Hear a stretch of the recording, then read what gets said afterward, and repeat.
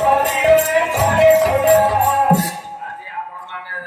ঘন্টা 3 ঘন্টা শুনুଥିଲେ ପଣ୍ଡା ବାବୁଙ୍କ ପାଲା ପଣ୍ଡା ବାବୁଙ୍କ ପାଲା ଶୁଣୁଥିଲେ ହୁଏତ 2 ଘଣ୍ଟା ଧରି ଛୁଆ କାହିଁକି ତାଙ୍କର ଜନ୍ମ ହଉନଥିଲା କଥାଟା ରହିଛି ଆଜ୍ଞା ମୋ ପାଇଁ ନାଇଁ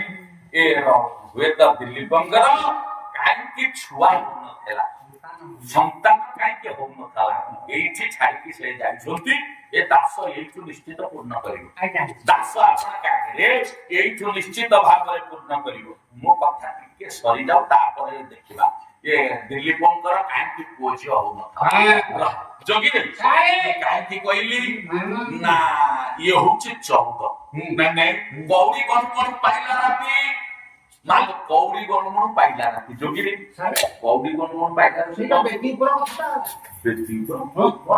ବେଦିରେ ସ୍ୱାମୀ ସ୍ତ୍ରୀ ବସିବେ କୋଉ ଖେଳ ହଉନି ବୁଢାବୁଢୀ ଥଇକି ରହିବ ସେ ଅଙ୍ଗୁଳି ଭର୍ତ୍ତି ଧରିକି କଉଡି ଗଣ୍ଠି ବିଟେଇବ କୋଉ ବିଟିବ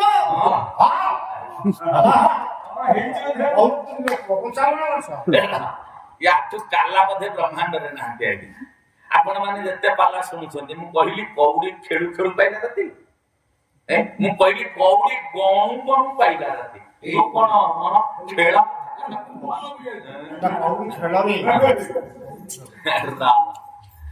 ଆଜ୍ଞା କବି କହିଲେ କଉଡି ଗଣୁ ଗଣୁ ପାଇଲା ରାତି କଣ କେମିତି ଗଣତି ହେଲା ଆପଣ ମାନଙ୍କ ଆଗରେ କଉଡି ଗଣତି କରୁ କରୁ ରାତି ପାଇବ ଆଜ୍ଞା ଦେଖନ୍ତୁ ଗୋଟେ ସୁନ୍ଦର କଥା କହିବି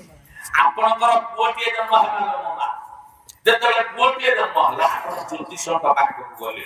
ଜ୍ୟୋତିଷ ଜାତକ କରିଦେଲେ ଏବଂ ଜାତକରେ ଲେଖିଲେ ତମ ପୁଅ ବଞ୍ଚିବ ମାତ୍ର 100 ବର୍ଷ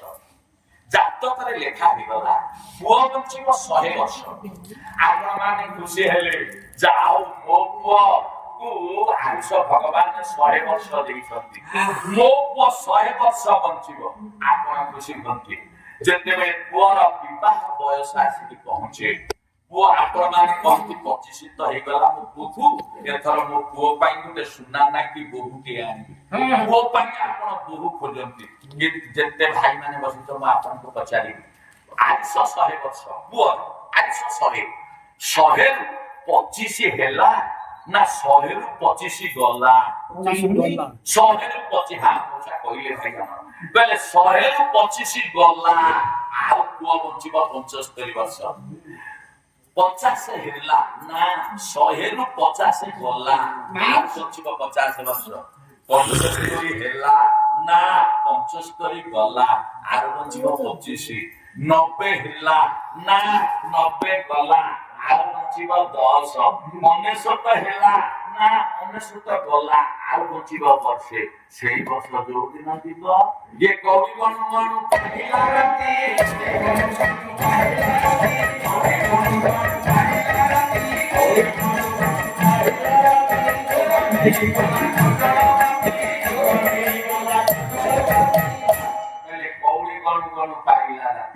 ଚୋର ନେଇଗଲା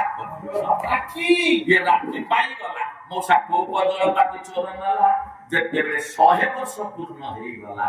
ଆପଣଙ୍କର ଆୟୁଷ ସରିଗଲା ଆଉ ଆୟୁଷ ନାହିଁ ଏ ଜୀବକୁ ପରମ ଡାକିଲା ଗଲା ଜୀବ ପରମ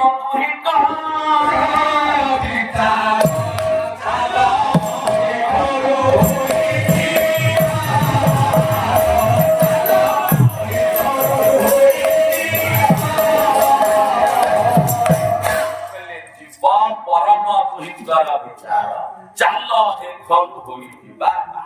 ଏ ଜୀବକୁ ଡାକି ପରମ ଚାଲିଗଲା କାହିଁକି ମୁଁ କହିଲି କଉଡ଼ି ଗଣୁ ଗଣୁ ପାଇଲା ରାତି ଚୋର ନେଇଗଲା ରାତି ପାଇଗଲା ଆଉ ନାହିଁ ନୂଆ ଘର ଖଣ୍ଡି ଦିନେ ପୁରୁଣା ହବ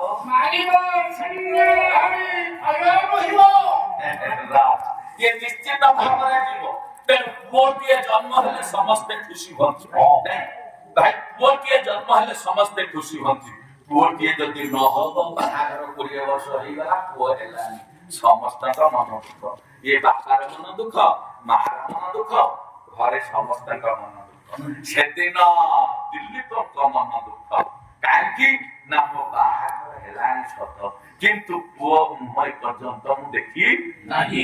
କାହିଁକି ଲୋ ମା ଆପଣ ମାନଙ୍କର କବି କହିଦେଲେ କହିଲେ ଯାହାର ତୁଣ୍ଡେ ପଡ଼ି ନାହିଁ ଯାହାର ତୁଣ୍ଡେ ପଡ଼ି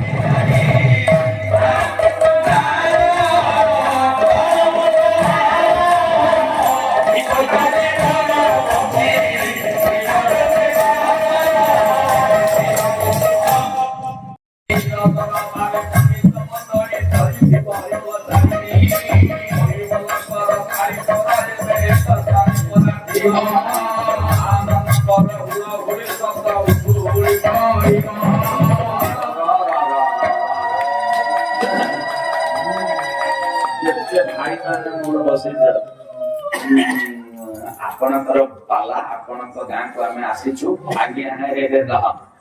ଭାଇ ଯେତିକି ଟଙ୍କା ଆପଣ ତୁଟେଇଛନ୍ତି 4 ଦିନ ପାଲା ସରିବ ଆମକୁ ସେତିକି ଟଙ୍କା ଗଣତି କରିଦେଲେ ଆମେ ନେଇକି ଯିବୁ ଟଙ୍କା ଯେତିକି ତୁଟିଛି ନେଇକି ଯିବୁ କିନ୍ତୁ ହରିବୋଲ ହୁଳହୁଳି ଆପଣଙ୍କ ଗାଁରୁ ନେଇଯିବୁ ଯୋଉ ହରିବୋଲ ହୁଳହୁଳି ଆପଣଙ୍କ ଗାଁରେ ରହିବ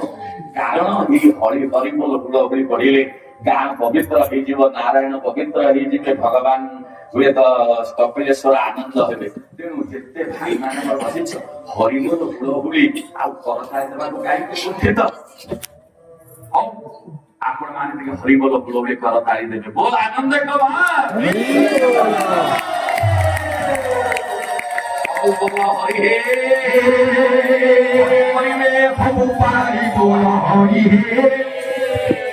বিনোদন সংরক্ষণ মহাবাহু বিনোদন সংরক্ষণ মহাবাহু ये हरि बोल हुलहुली करताली दियो सर्वे ईश्वर दुख दूर